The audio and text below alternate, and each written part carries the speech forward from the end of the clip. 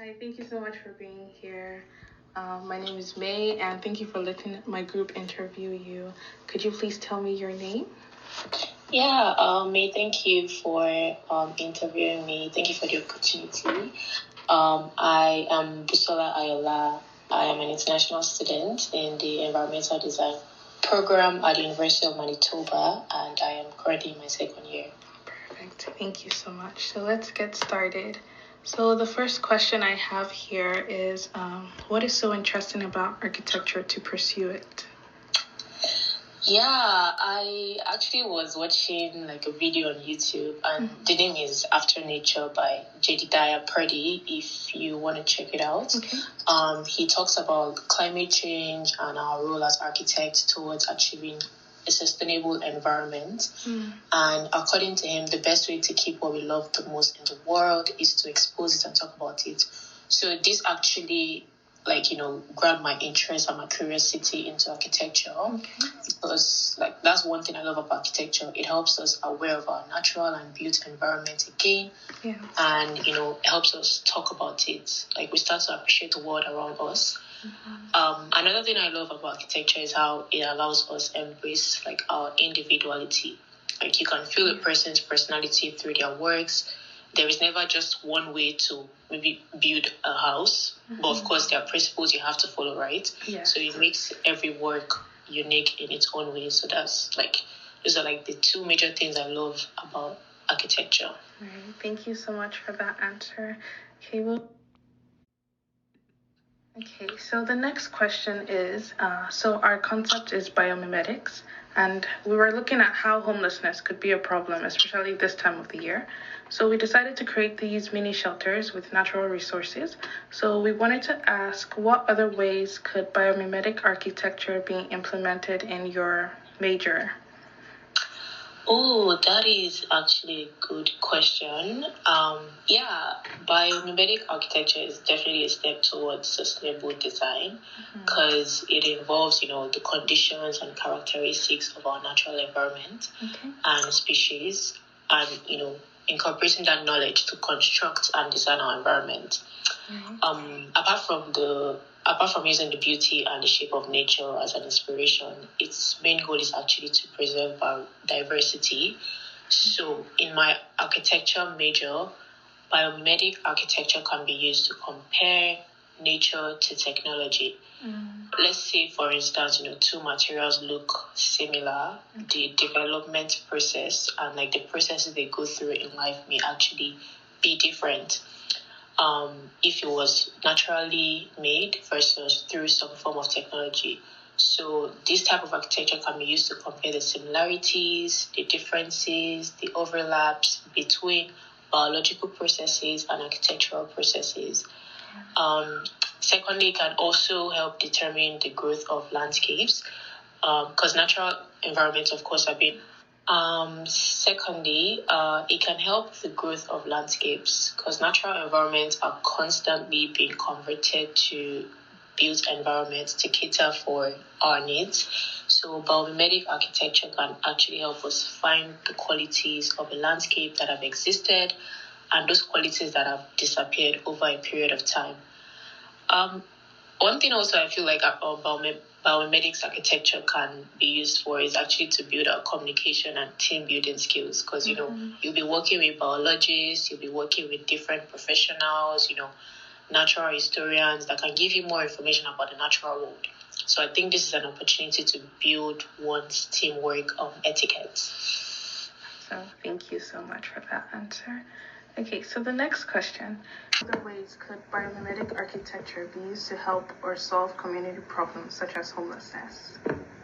Yes, biomimetic architecture can help improve the quality of life of homeless people. In Winnipeg, for instance, one cause of homelessness is indigenous people having nowhere to sleep because their lands have been forcefully taken from them. And because indigenous people are known to love and respect their culture so much, this type of architecture can be used in the design of emergency housing for them by using select materials that respect and speak for their cultures.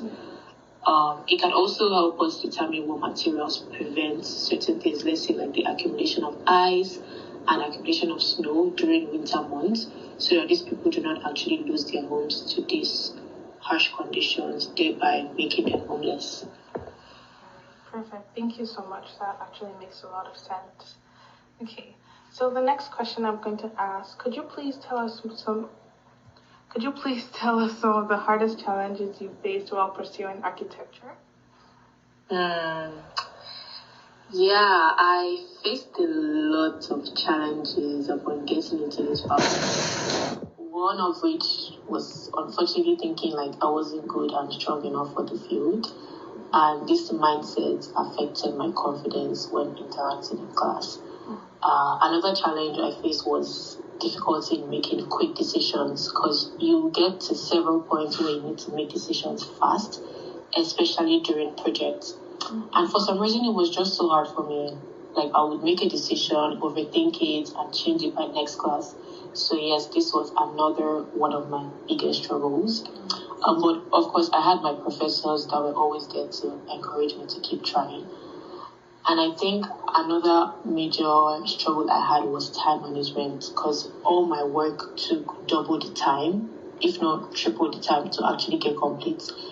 So yeah, time management was also a struggle. Like, these were the three major struggles I faced while pursuing architecture. Thank you so much, and I'm glad there are always people there who can help out when you're having a hard time.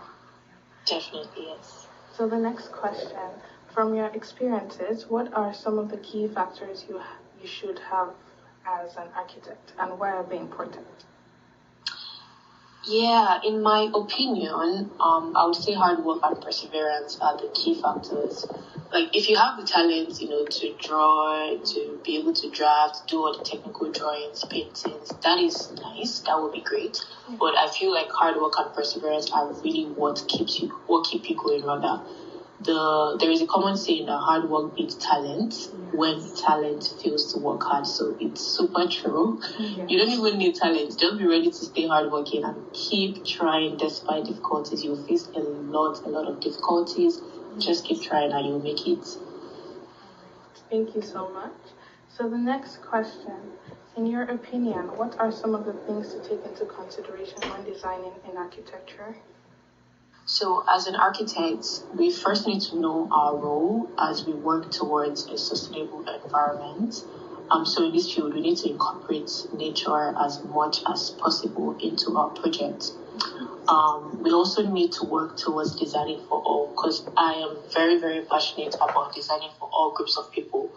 I remember coming from, visiting a friend from a newly built apartment downtown, and I was on my way back home, and there was a snowstorm, and lots of people started rushing into the bus stop because they didn't have a home to sleep in. Yeah. And it was really, really heartbreaking. So in this field, I think architects need to consider all cultures and groups when designing. A group of people should not be enjoying themselves at the expense of the comfort of others, right? Yeah. They need to design for both indigenous and non-indigenous people. Yeah. And something they should also do as architects, we need to research on histories behind lands, involve the residents and, the town leaderships of these lands, and strive to design for them. Because these residents are people, they know about the natural processes that occur on these lands. So they should equally participate in the change that goes on. Yeah. So we need to involve them as active investors and partners and design these spaces for use by diverse groups. Thank you so much. That actually has a lot of meaning and did educate me a little bit. Thank you. Okay. So the next question, could biomimetic architecture be used to reduce the environmental impact? If so, what are some examples you've seen that proves this? Yeah, I really can't think of an example right now, but I know buildings, trades, and parks can be constructed to perform the same functions a natural ecosystem does: stormwater harvest, flood mitigation, habitat creation, and energy production. We can create a built environment that fits in again and contributes to the ecosystems we inhabit. thereby truly, emulating the genius of our place. But I can't really think of an example right now. That's okay. Thank you so much. So I actually skipped a question earlier, so I'm just going to go back to that last question. Oh, okay. No. So, would biomimetic architecture be less cost efficient? Why or why not? Yes, biomimetic architecture would actually, in my opinion, be more cost efficient because materials used in designing are carefully considered, and these materials are picked based on their ability to be reused and recycled. And this type of architecture also encourages the use of fewer materials. So the lesser the materials used for a project, the lesser the cost, but more effective it is towards sustaining our environment. Thank you so much. Okay, so the second to the last question. So what would you suggest in the architectural design in the city? What could improve day-to-day living? Yeah, that's a good question because in most places you go to in Winnipeg, you find elements of architecture that are we refer to them as hostel architecture because this type of architecture aims at preventing unwanted behaviors like, sleeping, lodging of people, and all that. So this is one area that Winnipeg really needs to look into and provide solutions to. An example is the benches at bus stops and literally everywhere you go. These benches have dividing elements that prevent sleeping on them. So for starters, a solution will be providing enough shelters for those without homes. It's actually crazy to see facilities that are included in new apartments that are being built, uptown, downtown, when people, especially natives of Canada, are homeless. I believe with the funds allocated to building these apartments every year, we can also allocate funds to build homes for homeless people. Secondly, more architectural elements need to be installed in public spaces to serve different purposes. Looking at a bench, again, for instance, a bench can be designed to serve multiple purposes other than sitting. So, Winnipeg needs more designs that have a flexible range of uses for more economic and, I would say, dramatic use of public and social spaces, right? And finally, Winnipeg's architectural design needs to be more fluid and, less static because I feel like there needs to be a seamless transition between internal and external activities. I would actually love to go to Polo Park one day and not have to pass a physical boundary or a threshold, like a door to indicate that I'm inside or outside. I just want to have that transition from the inside world and the outside world. So that's pretty much some areas that I feel Winnipeg should actually consider to improve the architectural design in the city. Thank you so much. Okay, and the last question. Could you give us some of the advices you've learned during your studies that you could share with us?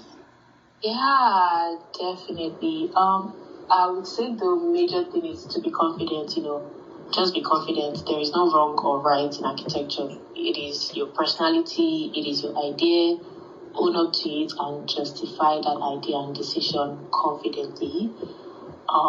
Another advice I would say is, because I attended a guest speaker's lecture, Anna Inge Brixton, and she advised us not to underestimate the learning that happens within our peer group.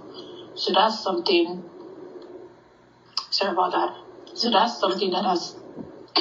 Sorry about that. So that's something that has stuck with me for so long. She said that so much knowledge is shared when you are brainstorming with your friends. So in my opinion, because the learning environment is more casual and less tense, learning is actually more healthy because you can crack jokes, you can take breaks together when feeling burnt out. So never ever underestimate the power of the cross-pollination of ideas that happens within your peer groups. And the final and most important advice would be to always take a break. Breaks are super important because if you're constantly working, you would eventually get fatigued. And once you reach that stage, you would basically keep on looking at your project you're working on, and you keep looking down on it like you've not gotten to where you actually want to get to. Meanwhile, you've actually come a long way. So take breaks, ask for an extension on your assignments if you feel you need one. Consider having a routine rather than relying on motivation to actually do work. Because if you rely on motivation, you would end up postponing assignments, and this might be detrimental to your mental health when work piles up. So, have a routine, set out time to take breaks, set out a time to work, and most importantly, set out time to sleep. I'm still figuring out my routine and what works for me, but one thing I don't do is work beyond 3 a.m., which is probably even too late for a good sleep. But even if I'm not done with my work, even if I still have energy to keep going, I go to bed once it's 3 a.m. So get ready for the new morning, you get ready for the new day, for the new learning, but the same journey. All right, thank you so much for that. I will take some of that into consideration for myself. Yeah. And thank you so much for letting me interview you today. I really learned a lot from you, and I hope you have a good day. Thank you so much for this opportunity, and I wish you all the best as you approach the beginning of your architectural studies. Thank you. Thank you.